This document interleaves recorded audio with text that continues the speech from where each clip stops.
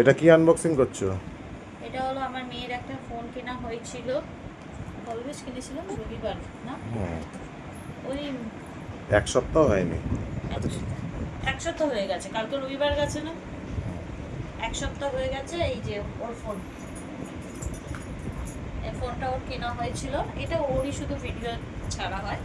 তো এই ফোনটার সাথে এইটা গিফট দিয়েছে, এটা আছে রিয়েলমি ব্লুটুথ নেক ব্যান্ড, রিয়েলমির আছে।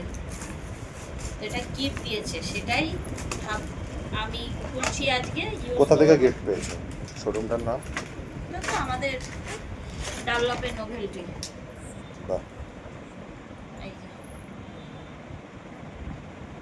এই যে রিয়েলমির ভালো মডেলটা। ফোন কিনেছি ভিভোর, আর গিফট পেয়েছি রিয়েলমি হেডফোন।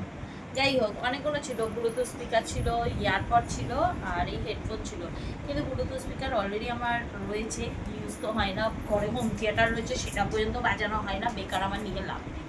আর ইয়ারপডটা বলতে গেলে কোয়ালিটি আমার খুব একটা ভালো লাগেনি, তাই আমি নিইনি, ওই জন্য আমি এটা নিয়েছি।